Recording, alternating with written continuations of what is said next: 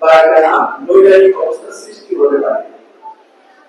যারা এক্সপার্ট আছে তারা নিশ্চয়ই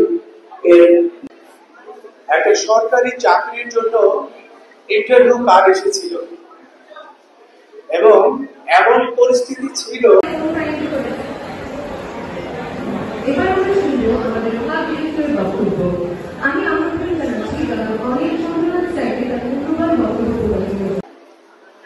কিন্তু আজকের প্রোগ্রামের ব্যানারের হেডিংটা আমাকে ভীষণ উদ্দীপ্ত করেছে, নেক্সট স্টেপ, এবং সেটা সঠিক সময়ে তবে আমি গেম করব। আজকের এই সেমিনারে তাদেরকে ফলো করো, তোমরাও আমাদের মতো হওয়ার চেষ্টা করো, কারণ বর্তমান যুগ আইনি যুগ। এরকম ব্যাপারগুলো যাতে না হবে, এই সমস্ত মিডিয়া বা এই সমস্ত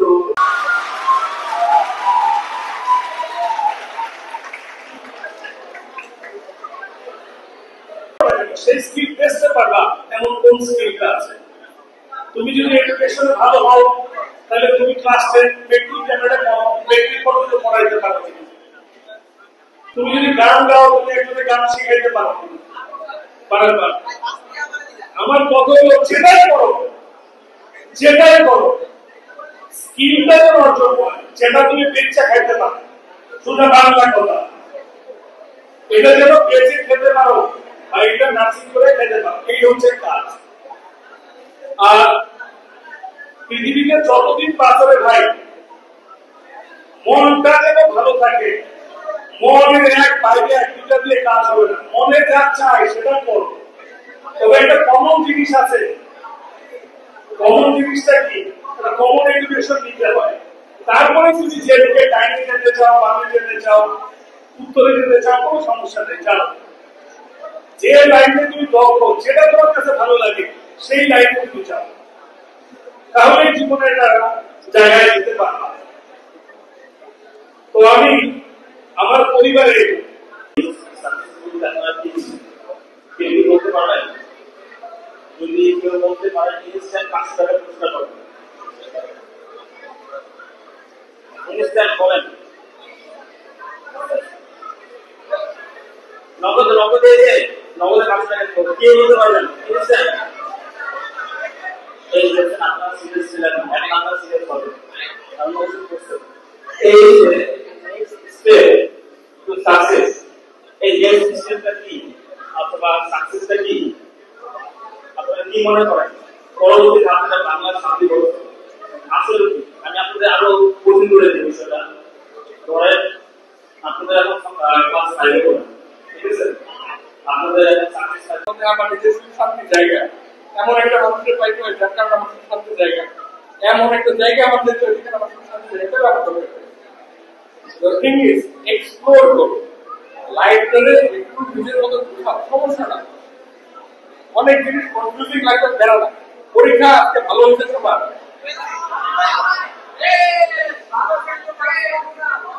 পরীক্ষা সবাই ভালো হয়, রেজাল্ট খারাপ।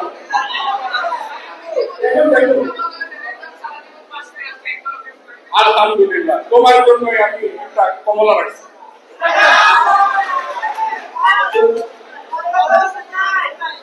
দেখো, আমাদের সময় এসএসসি পরীক্ষা যখন আমি দিচ্ছি বা এসএসসি পরীক্ষা আমি দিই, এসএসসি পরীক্ষার সময় আমার কোয়ারেন্টাইন ছিল, করোনার সময় পরীক্ষা দিচ্ছি, মানে দিই কতবার।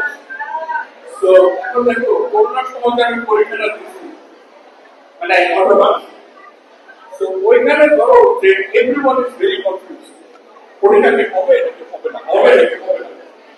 তো আমি আল্লাহর ভরসা, পুরো বিশ্বাসের সাথে আমার বই বস্তা যা কিছু সব একটা বস্তার ভিতরে ঢুকে রেখেছি, পরীক্ষা হবে দেখবো।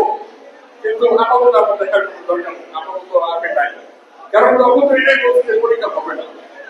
দেখো, 20 বছর পরে যদি তুমি নিজেকে চিন্তা করো, তুমি দেখবে যে ভবিষ্যৎ অন্ধকার, আমি শেষ পাই। আমার কোনো বিশ্বাস সময় আমার জীবন একেবারে চাকরি। থ্যাংক ইউ, আল্লাহ হাফেজ। বাট দ্য থিং ইজ, আল্লাহ জীবনের মধ্যে জীবনের চালাই তোমরা যদি মায়ের কথা বলো কেন? আমি বলছি দেখো সমস্যা না। হ্যাঁ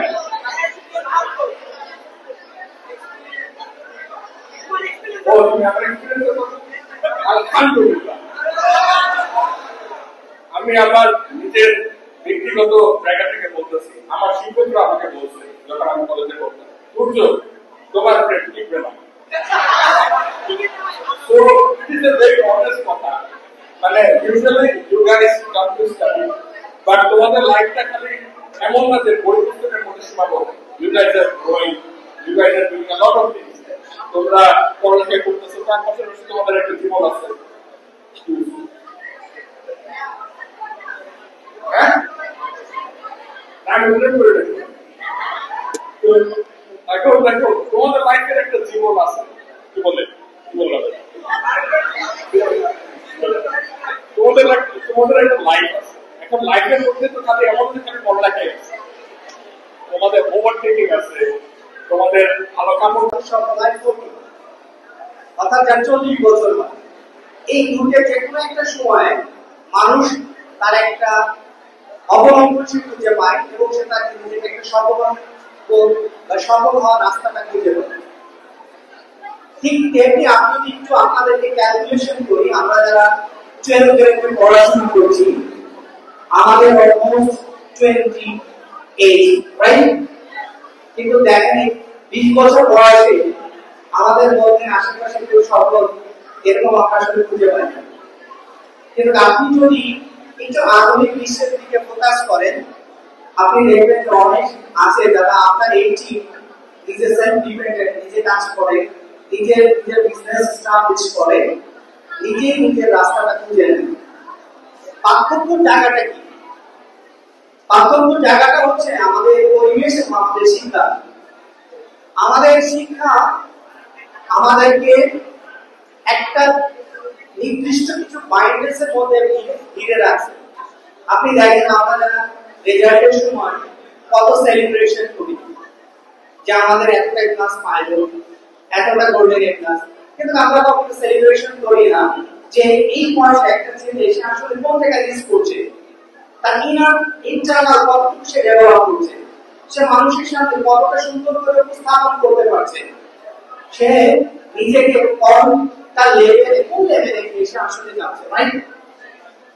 এই জায়গাটার ক্ষেত্রে যদি এইভাবে আমরা বলছি যে আপনি আপনার ডিসিশন মেক করার জন্য আপনি যে একটা সময় ইনভেস্ট করছেন, আপনি একটা ফান্ড ইনভেস্ট করছেন, কিন্তু আউটপুটটা কি খুব বেশি না। এজন্য আপনারা যদি আমাদের যে নেক্সট স্টেপ যদি বাইরে পড়াশোনা হয়, বেনিফিটটা কি হবে? বেনিফিটটা হবে আপনাকে লেজুভিত্তিক কিছু করতে হবে না। সেকেন্ড নাম্বার হচ্ছে আপনি একটা সুন্দর ক্যারিয়ার পাবেন, আপনি আপনার জীবনটাকে এনজয় করতে পারবেন।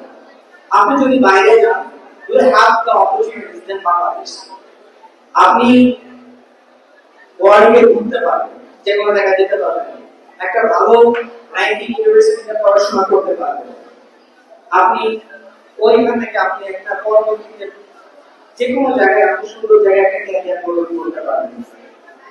এই জন্য আমাদের নেক্সট স্টেপে যদি বাইরে যাওয়া হয়, এবং এটাতে ইনভেস্টমেন্ট ফ্রি, আপনি জাস্ট এইচএসসি তে যদি 40% যদি জিপিএ 4 আপনি সিকিউর করতে পারেন, তাহলে আপনার জন্য খুবই ইজি।